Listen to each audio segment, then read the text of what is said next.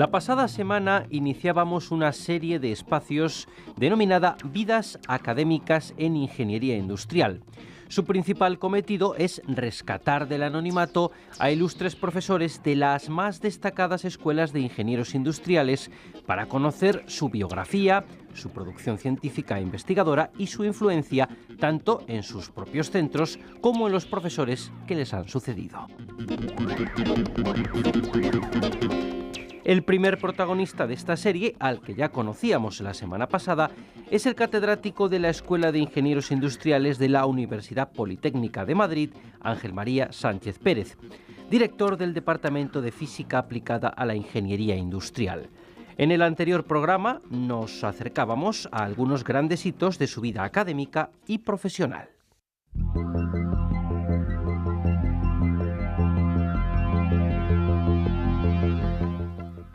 Este primer programa ya está disponible en canal.uned.es, también en YouTube a través de UNED Radio. Pero refrescada la memoria, ahora toca seguir avanzando y descubrir más detalles de nuestro invitado. Por ejemplo, su gran vinculación con el mundo de la enseñanza a distancia y la ayuda a la formación. De nuevo, es el catedrático de Proyectos de Ingeniería del Departamento de Ingeniería de Construcción y Fabricación de la Escuela de Ingenieros Industriales de la UNED, Miguel Ángel Sebastián, quien entrevista a Ángel María Sánchez Pérez. Muchas gracias, profesor Sánchez Pérez, por este segundo programa entrevista dentro de la línea de vidas académicas en ingeniería industrial.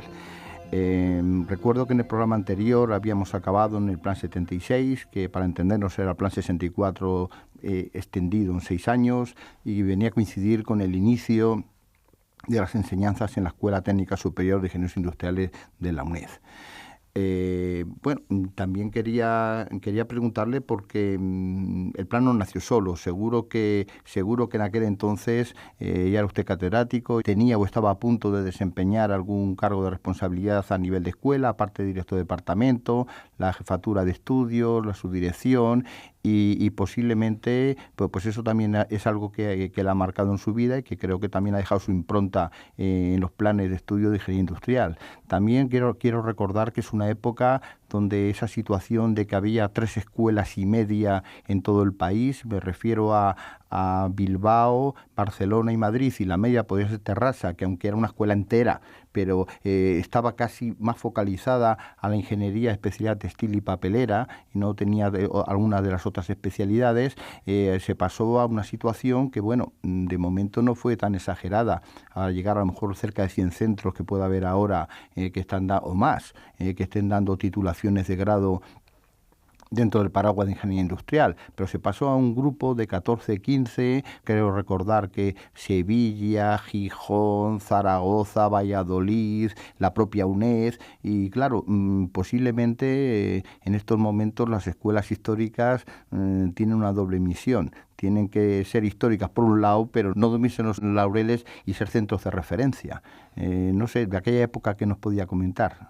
Una de las cuestiones fundamentales, uno de los problemas fundamentales que tuvo la escuela a partir de los 70 con esta explosión de nuevos centros de ingeniería industrial en muchas provincias y en particular también aquí en Madrid, la UNED, fue dotar de profesores, puesto que se reclamaban profesores de ingeniería para estos centros que se iban hablando, y en este sentido pues hay muchísimos profesores que de la Escuela de Madrid surgieron hacia otras escuelas. En particular aquí, pues actualmente todavía hay varios catedráticos en la Escuela de Ingenieros Industriales de la UNED que iniciaron su andadura como profesores en la Escuela de la Politécnica de Madrid. Pero ya digo, no solamente aquí, sino yo recuerdo ahora pues escuelas, por ejemplo, como Gijón, Valencia, en algunos sitios, pues hay Zaragoza, catedráticos muy notables que han llegado a ser pues una referencia en sus materias en estos centros, pues procedieron de la Escuela de Madrid. Por ejemplo, pues en Valencia el profesor Pairi, que se formó junto al profesor Muñoz Zorralbo en todo el tema de de máquinas térmicas, pues en la actualidad pues hay un gran instituto montado por él en la Universidad de Valencia.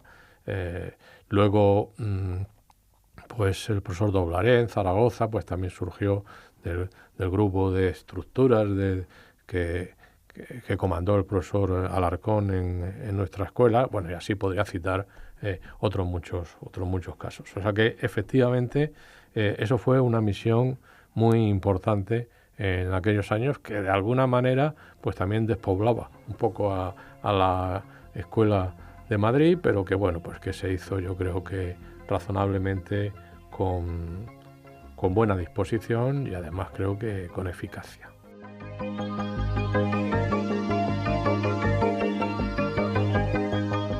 Efectivamente, a veces en sus intervenciones, leyendo un poco por detrás, se ve posiblemente que se emana de un modelo distinto de universidad, un modelo distinto de escuela.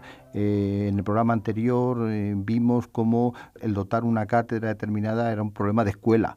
No era una solución autónoma, autóctona o surgida de la base del profesorado, como había unas estrategias ante un posible concurso, ante una posible oposición, y se optaba por una opción. Aquí se está viendo también un compromiso que realmente se aprecia un poco en su currículum.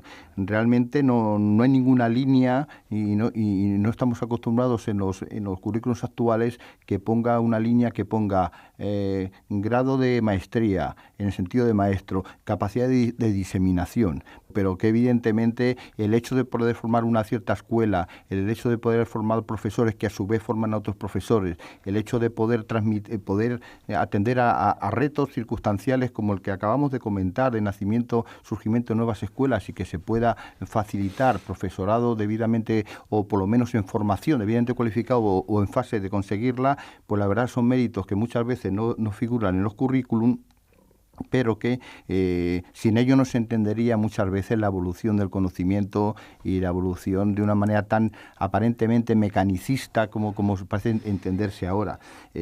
Quiero indicar que al respecto, en el año 2008 le fue concedido el premio a la Sociedad de Ingeniería de Fabricación, y que en el lema del diploma se decía: por su decisiva contribución al establecimiento en el campo científico universitario de la ingeniería de fabricación en España y de la delimitación del cuerpo principal de los contenidos de dicha disciplina.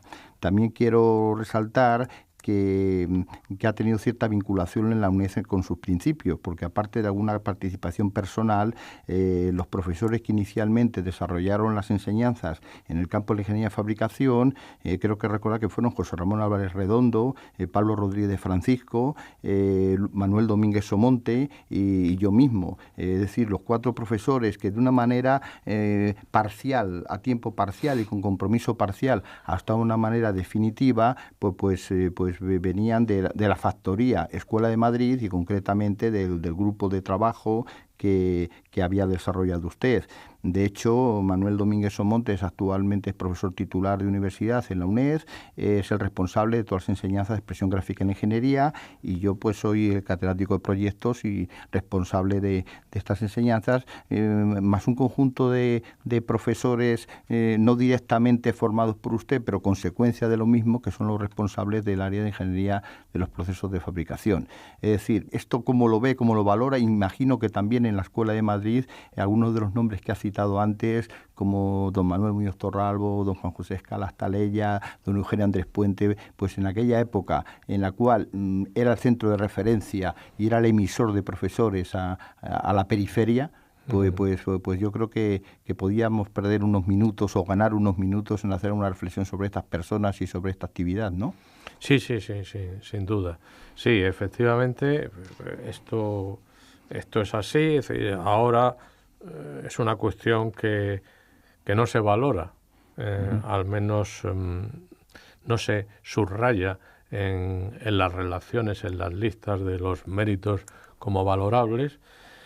Pero bueno, es que yo creo que el sistema actual de selección de profesorado pues ha evolucionado en otro sentido, ha evolucionado hacia presentar unos currículum muy, desde ese punto de vista, muy asépticos, donde se centran básicamente en las publicaciones, y poco más, ¿eh? Entonces, pues no hay demasiada valoración respecto de la capacidad docente del candidato y, por supuesto, respecto de estas otras cuestiones adicionales que me comentaba. Sí, y hubo muchos grupos, los grupos importantes de la escuela, que generaron catedráticos, por decirlo así, en muchos nuevos centros. En algunos casos se nombraron a profesores como directores comisarios, inicialmente. Yo creo que aquí en la UNED el primer director fue el profesor Godet, que a mí me dio clase de tecnología nuclear en la escuela. Sí, Federico Godet Echevarría. Yo estuve colaborando algún año entonces también aquí en la UNED en alguna asignatura que él también había diseñado con Luis Ortiz, de elasticidad y resistencia de materiales. Pero también, por ejemplo, el profesor Ortiz lo fue en la escuela de Gijón y en otras muchas escuelas. Bueno, la escuela de Sevilla, cuando nació la escuela de Sevilla con un plan experimental de la OCDE, que no duró demasiado, puesto que quizás fuera demasiado revolucionario. Pero era estupendo, era estupendo. Pero no era combinaba bien las ciertas prácticas teóricas. Sí. Y la participación con la lección magistral. Sí, muchas de las cosas que se hablan ahora y que no se hacen. Estaban inventadas, pero ahí se hacían. Pues entonces el director para eso fue un profesor excepcional también, que fue Javier Aracil, que actualmente pues está, yo creo que ya es profesor emérito de la Universidad de Sevilla, que entonces se fue, nació también del grupo de automática y de Eugenio Andrés Puente. Sí, no sé si estaba ya, llegaba a estar Eugenio Andrés Puente, seguía el profesor Peracaula todavía, pero bueno, sí, de ese grupo. Entonces hubo mucho. Digamos, por ejemplo, cuando se incorporó a la escuela, desde la escuela precisamente de Sevilla, se incorporó a nuestra escuela de Madrid el profesor Alarcón, pues bueno, pues también varios de sus colaboradores que tuvimos el buen criterio de que hacerle sitio y que viniesen con él, pues luego son ahora catedráticos pues por varios puntos de España, ¿no? Entonces, sí, aquello se prestó bastante atención y yo creo que fue una labor de la que se habla poco, pero importante. Para mí esencial, y quizá lo único que me echa para atrás en este tema es que posiblemente los olvidos de personas muy valiosas pesen más que las citas que hemos hecho, pero valga un brindis por todas aquellas personas que colaboraron en esta acción y que no han sido citadas en este programa, que seguro que hay muchos, porque afortunadamente, desgraciadamente, vemos siempre lo más cercano, pero ha habido en otra disciplina, en electrónica, en automática, en electrotecnia, en máquinas térmicas. O sea, ha habido realmente un momento que la Escuela de Madrid ejerció como escuela de referencia, y la verdad que estamos todos con una deuda muy importante a ello. Aquí, de hecho, directores de la Escuela Industriales de la UNED que fueron o simultanearon ser profesores de ahí, fue don Federico de Chavarría, primer director, don Fermín de la Sierra Andrés, Juan Antonio Andrés y Rodríguez Pomata, Santiago Aroca Lastra, Mariano Artes Gómez, y yo mismo. Los otros dos directores, aunque fueron alumnos de esa escuela, no llegaron a ser profesores de la misma. Sí, por supuesto, Mariano Artes procedía del grupo también de mecánica, del profesor Escala, y sí, efectivamente, así es.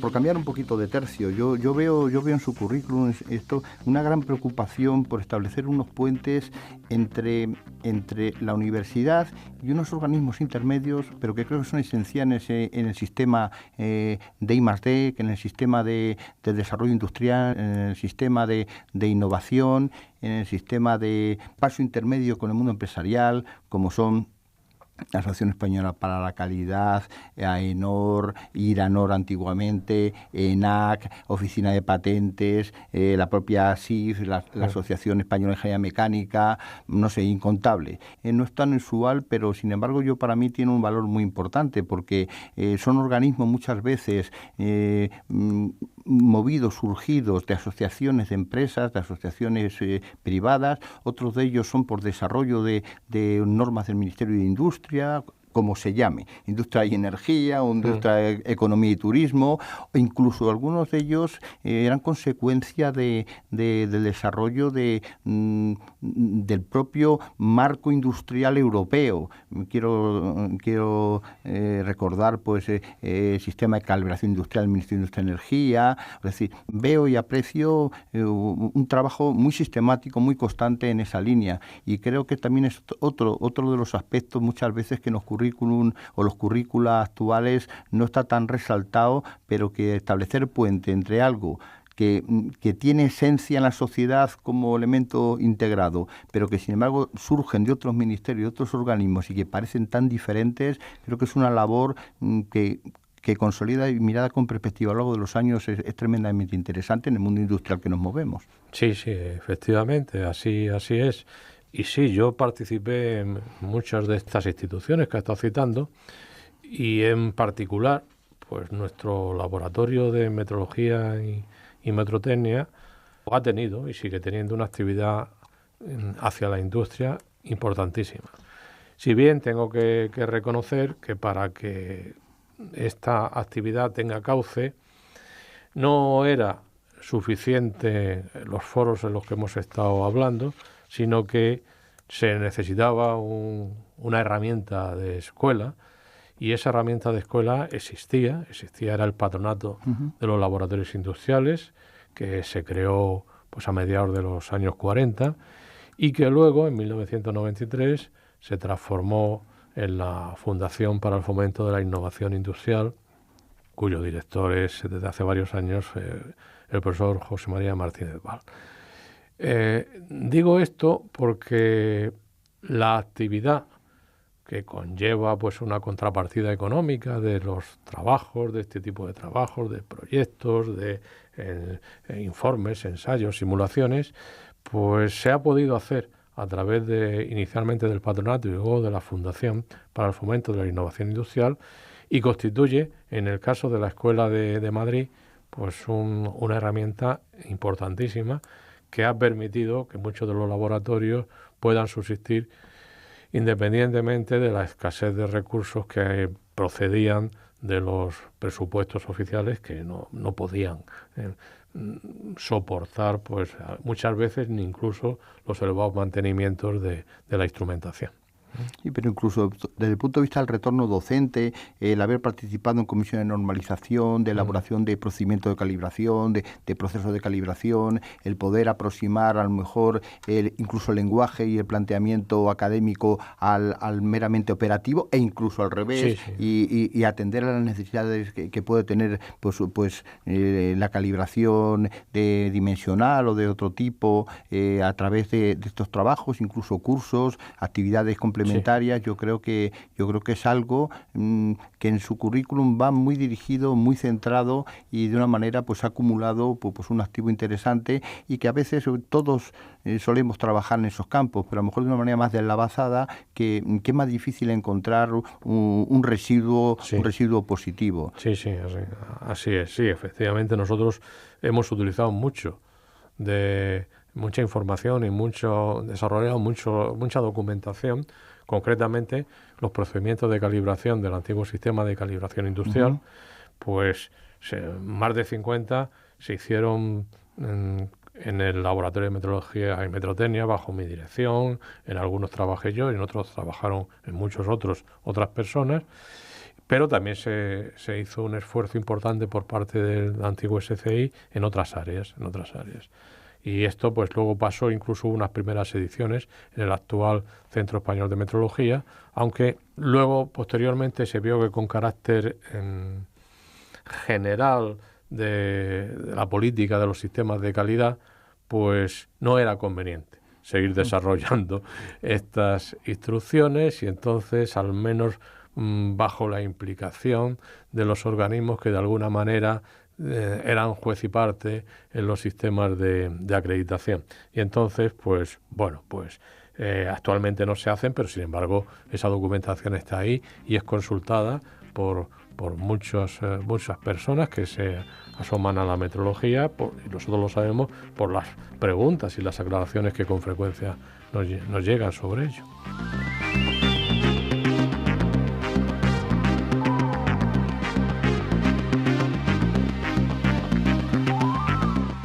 haciendo una derivación hacia el mundo más industrial, considero que en la época de la industrialización masiva española, pues hubo unos movimientos autónomos y autóctonos muy importantes que podemos a lo mejor cerrar en la palabra Z. Hubo una serie de normas, una serie de protocolos, procedimientos de calibración, consideraciones al diseño, que posiblemente cayeron en desgracia, pues un poco por lo que ha dicho, porque eran demasiado específicos y el mundo de la normalización, para buscar el consenso entre muchas partes, había que ir a algo más, vamos a decirlo en plan coloquial, más paniaguado, aunque se puede decir de una formulación más abstracta o más genérica. Realmente, posiblemente, a lo mejor en la reedición de las normas UNE, por ejemplo, la Comisión 16 Herramientas, que estuvo presidente durante varios años, y luego en los procesos de calibración del sistema de calibración industrial, el Ministerio de Industria y Energía,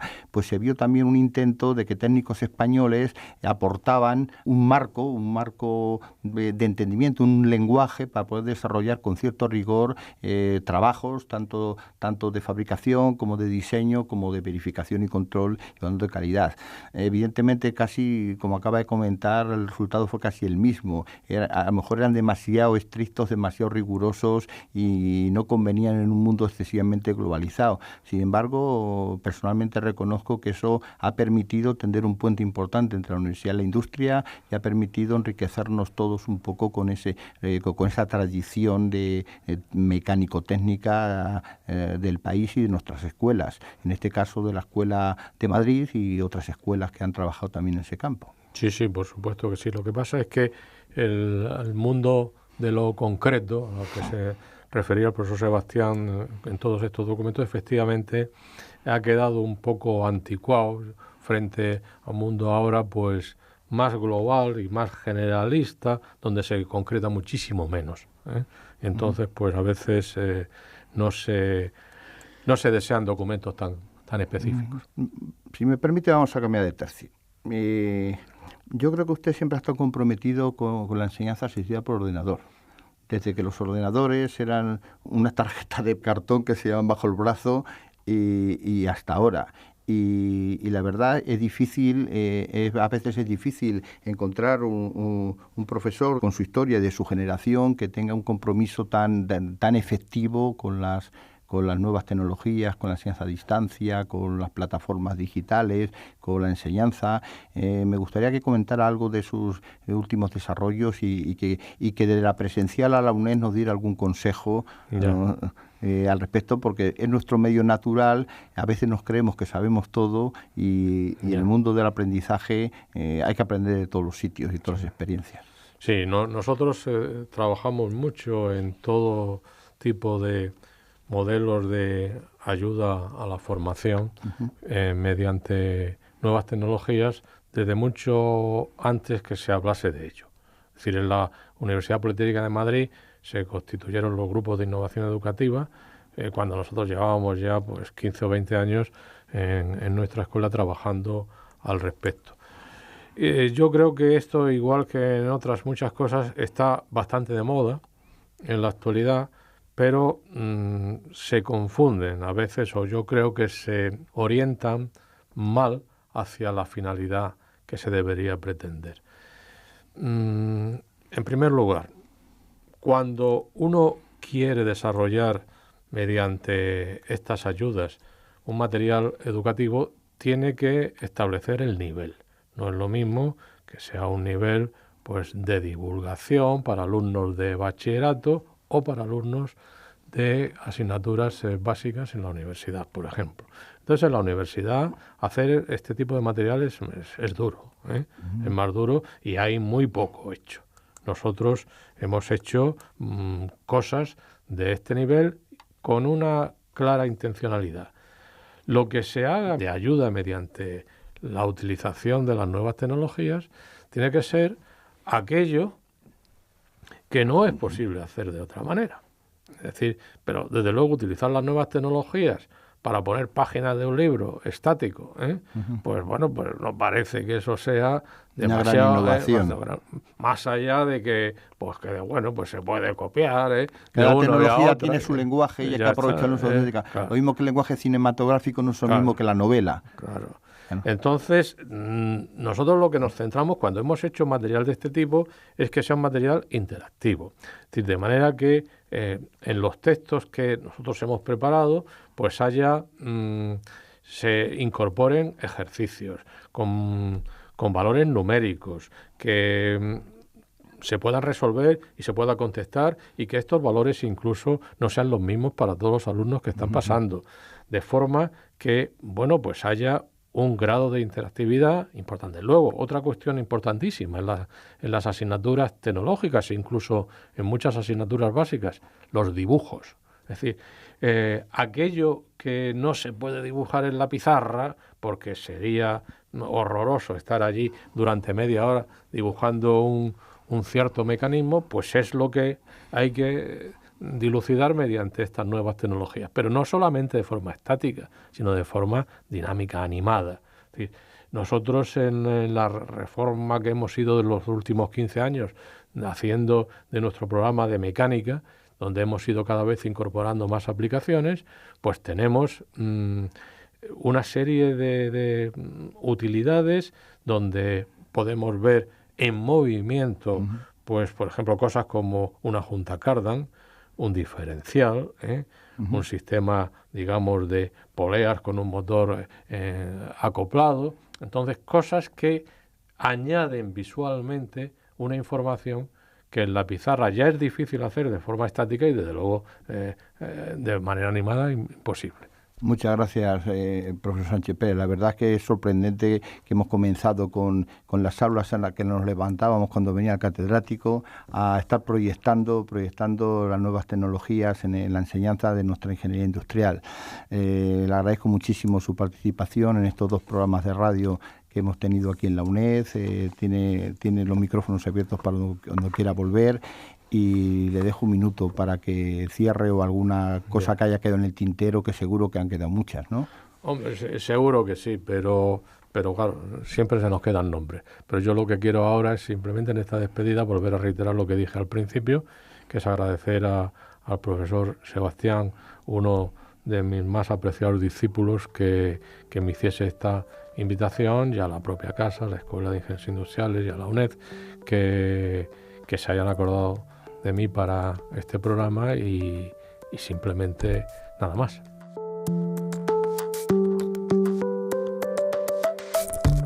Pues hasta aquí esta primera entrega de la serie Vidas Académicas en Ingeniería Industrial. En estos 2 programas hemos repasado la trayectoria del catedrático de la Universidad Politécnica de Madrid, Ángel María Sánchez Pérez, al que agradecemos que haya inaugurado este proyecto radiofónico. Gracias también a Miguel Ángel Sebastián, catedrático de Proyectos de Ingeniería de nuestra Escuela de Ingenieros Industriales, por crear y promover esta iniciativa.